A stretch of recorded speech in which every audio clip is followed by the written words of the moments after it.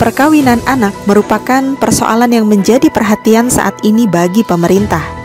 Komisioner Komisi Perlindungan Anak Indonesia, Putu Elvina, dalam perayaan Hari Anak Nasional 23 Juli 2021 lalu menyampaikan data KPAI secara global.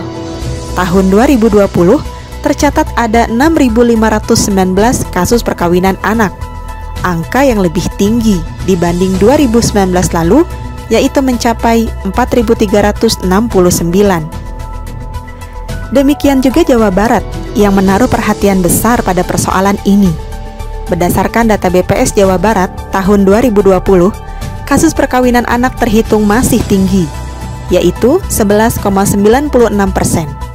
Prevalensi perempuan usia 20 hingga 24 tahun yang menikah pada usia di bawah 18 tahun pada 2020. Angka perkawinan anak, baik di Indonesia maupun di Jawa Barat, berupaya diturunkan dengan ragam kebijakan. Seperti dilansir dari portal kpai.go.id, Wakil Ketua KPAI, Rita Pranawati, menyampaikan pandangannya tentang perkawinan anak ini. Kalau kemudian perkawinan dipaksakan dan yang menjalani tidak siap, maka dampak jangka panjangnya adalah ketidakbahagiaan dalam keluarga, dan efek dominonya adalah kesejahteraan anak terganggu. Menteri Pemberdayaan Perempuan dan Perlindungan Anak menyatakan dalam RPJMN 2020-2024 telah menunjukkan komitmen untuk mewujudkan Indonesia layak anak pada tahun 2030. Dalam RPJMN tersebut, pemerintah targetkan menurunkan angka perkawinan anak menjadi 8,74% pada akhir tahun 2024. Untuk itu, sebagai upaya mencegah perkawinan anak, pemerintah Provinsi Jawa Barat meluncurkan program Stop Perkawinan Anak Jawa Barat pada 28 Juli 2021.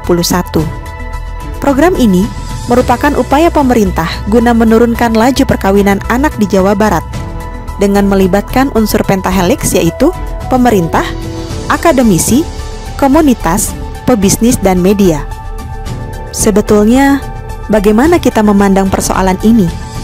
Apa benar perkawinan anak ini menjadi ancaman bagi bangsa? Selayaknya kita berpikir kritis.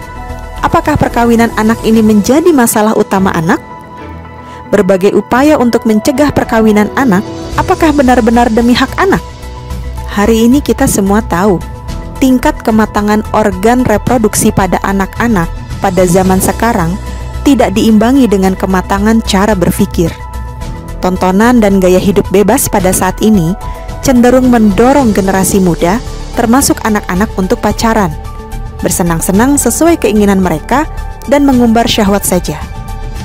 Organ reproduksi bisa jadi berkembang lebih cepat. Namun bagaimana dengan kematangan kepribadian yang mencakup kematangan berpikir dan sikapnya? Secara umum, kita bisa lihat fenomenanya masih sangat jauh dari harapan.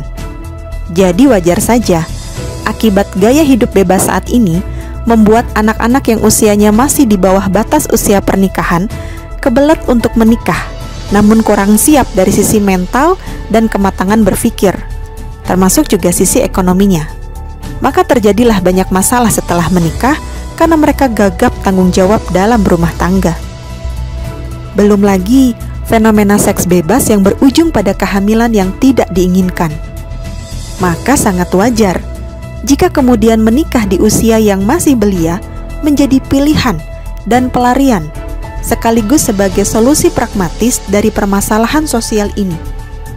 Padahal bisa jadi ini justru menjadi awal dari permasalahan-permasalahan selanjutnya dalam biduk rumah tangga.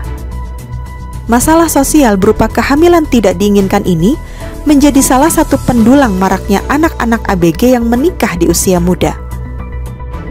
Maka sebenarnya bukan soal berapa batas usia menikahnya yang perlu kita soroti, tapi tentang bagaimana menyiapkan generasi muda kita agar siap menghadapi kehidupannya ketika dewasa, termasuk agar mereka siap untuk menikah.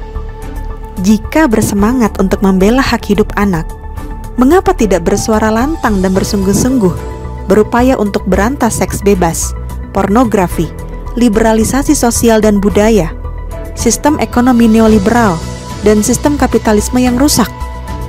Karena sesungguhnya, semua itulah yang telah merampas hak hidup anak dan masyarakat. Kebijakan itulah yang timbulkan kemiskinan massal merata hingga ke wilayah desa, termasuk yang menjadi sebab stunting.